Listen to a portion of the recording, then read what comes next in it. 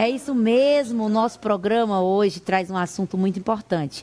Você já ouviu falar que a partir de janeiro entra em vigor novas regras com relação ao controle do Pix, no sentido de que agora os bancos deverão informar esses dados à Receita Federal. O Felipe Guedes foi às ruas para saber mais sobre o assunto e também tratar com mais detalhes sobre essa informação. Confira a matéria.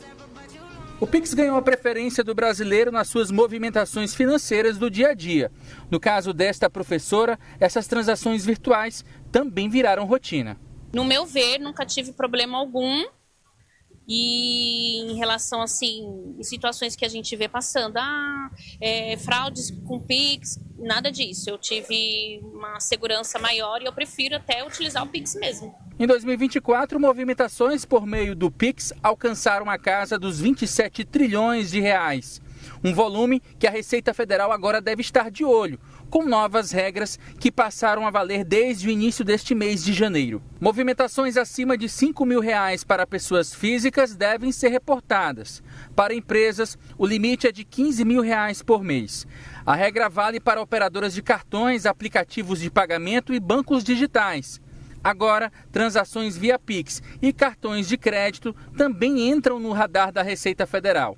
Antes, apenas instituições financeiras tradicionais, como bancos e cooperativas de crédito, eram obrigadas a prestar essas informações. Especialistas destacam que as mudanças devem gerar impactos no sigilo bancário e também na privacidade, exigindo a adequação das empresas para a nova obrigatoriedade. Já para os consumidores, o cuidado com as movimentações financeiras para evitar autuações. A mudança divide opiniões. Para alguns é necessário, para outros pode desestimular o uso da ferramenta Pix. Prefere, principalmente para o autônomo. Vai ficar com medo de usar o Pix com frequência e por causa dessa taxação, né? Eu acredito que vai ficar ruim para o autônomo, para o camelô em si, em geral. Bom, eu não acho que isso é prejudicado de maneira alguma, porque se tem a movimentação do dinheiro, tem que ter o imposto, né? É lógico. O país tem que ter o imposto para a movimentação para o governo federal.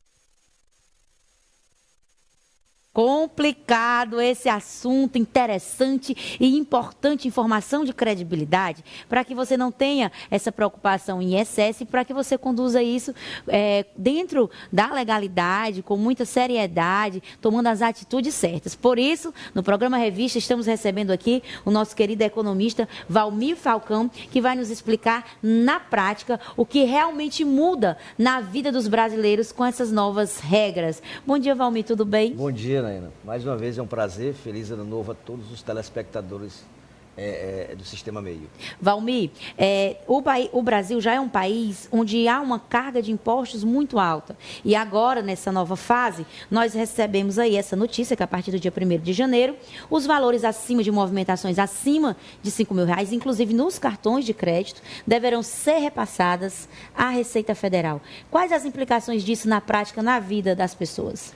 Naina, em setembro de 2024, a Receita Federal ela editou uma instrução normativa 2219/2024, dizendo o seguinte, que a partir do dia 1º de janeiro, todas as operadoras de cartão de crédito e instituição de pagamento são obrigadas a informar a Receita Federal a cada 6 meses, ou seja, a partir de janeiro só vai ser informado em agosto, toda a movimentação nesses 6 meses, de agosto a dezembro, só vai ser informada em fevereiro de 2026. Ou seja, a Receita Federal vai pegar, ou seja, todas as movimentações financeiras, seja no cartão de crédito, seja no Pix, transferências correntes, qualquer situação de operação financeira de R$5 mil para a pessoa física e de 15 mil para a pessoa jurídica, para informar. Agora, o que tem que esclarecer a população, às vezes desespero, porque às vezes muita gente está preocupada em não mais utilizar o sistema Pix, né? Ou seja, o Pix hoje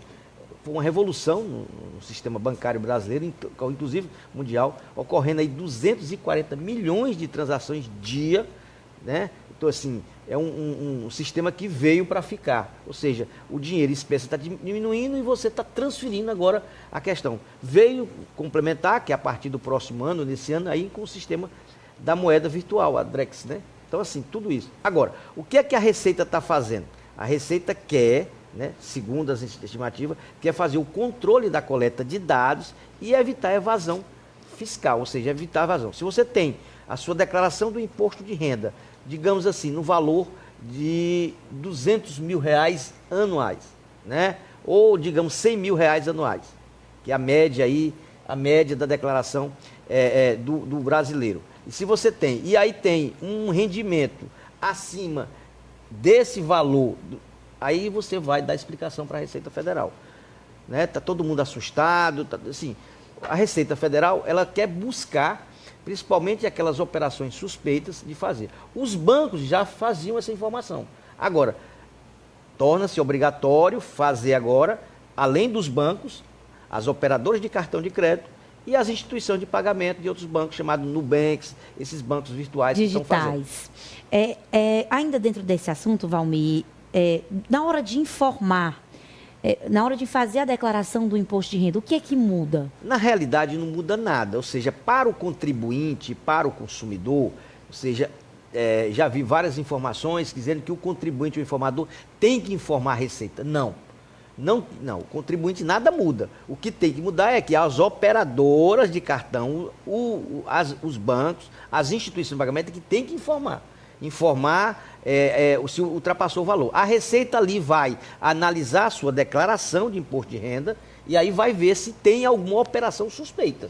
Na verdade, é importante não negar ou omitir informações na hora de fazer a declaração para não cair na malha fina. Exatamente, para não cair na malha fina. Ou seja, o que se observa antigamente é assim, a Receita tem batido recorde de arrecadação e agora vem aí uma nova reforma tributária, a sua regulamentação com a criação de novos tributos. Ou seja, o que a Receita está fazendo? Está mudando o sistema, está criando uma nova sistemática de tributos e agora está aumentando a sua fiscalização. Para que ocorra? É importante esclarecer que a nossa carga tributária, como você falou, é muito alta, né? Nós precisamos receber o dinheiro desses tributos em forma de serviço, seja na educação, na saúde, na segurança, mas, ao mesmo tempo, a gente tem que dar uma satisfação ao fisco com relação a determinadas suspeitas de operações acima da sua capacidade de pagamento. Outra prática comum no meio dos brasileiros é emprestar o cartão de crédito. Tem aquela família que a tia usa, que o tio usa, todo mundo usa o cartão de crédito, no final do mês junta o dinheiro e paga. Como é que vai ficar essa situação? Pois essa situação vai ficar difícil, né? Porque é complicado. Se você tem, e a Receita vai buscar a informação por CPF. Né? Se você empresta o cartão para a família, e aquela família tem uma renda, você, em caso de ser notificado pela Receita Federal, você vai ter que explicar, olha, eu tenho uma família, uma renda, que só eu uso isso. Então, assim, vai ficar complicado, porque você pode cair no risco de prestar esclarecimento à Receita Federal. E no caso de quem é pessoa jurídica, a gente vê que o limite é de R$15 mil. A gente tem os MEIs, que são os microempreendedores individuais. Como que vai ficar para essas pessoas? Pronto. A pessoa jurídica, ela tem um limite de R$15 mil mês, né, que será administrado, ou seja, será compilado a cada 6 meses. Não? Então, se você tem uma empresa, MEI, e aquela empresa, então procure ter a receita e a despesa somente daquela empresa, porque às vezes você mistura a pessoa jurídica com a pessoa física. E aí você termina, digamos assim, aumentando a sua capacidade de pagamento, às vezes termina desestruturando a sua contabilidade.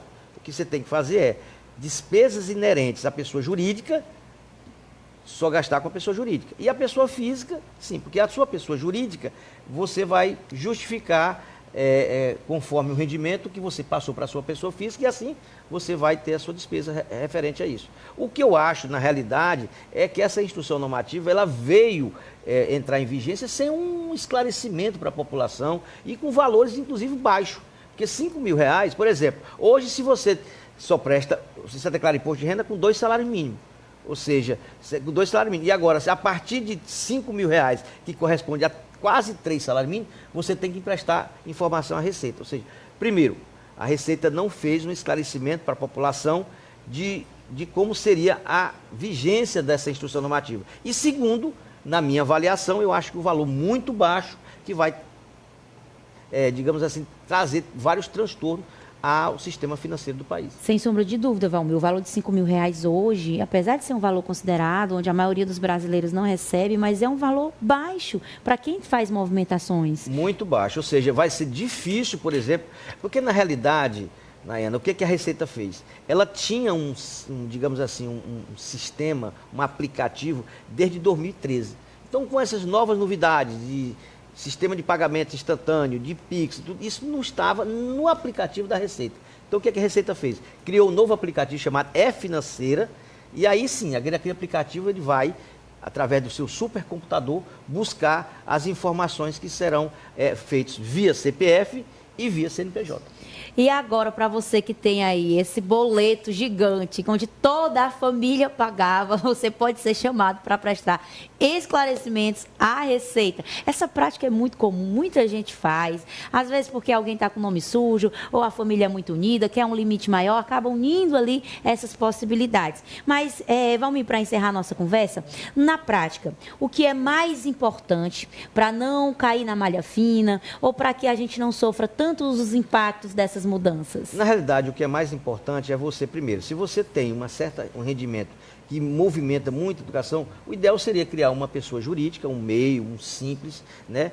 Seja o prestador de serviço, seja, por exemplo, aquela pessoa que tem um certo rendimento, cria um meio, cria um CNPJ e tem a sua pessoa física. Faz a transferência do seu faturamento da sua empresa para a sua pessoa física e ali você consegue conciliar os pagamentos referente às suas despesas pessoais e às despesas da empresa. É isso que tem que ser feito. Olha aí, dica boa, dica compartilhada. Já quero agradecer nosso economista. Muito obrigada pela sua vinda ao nosso programa. Vou colocar sempre à disposição.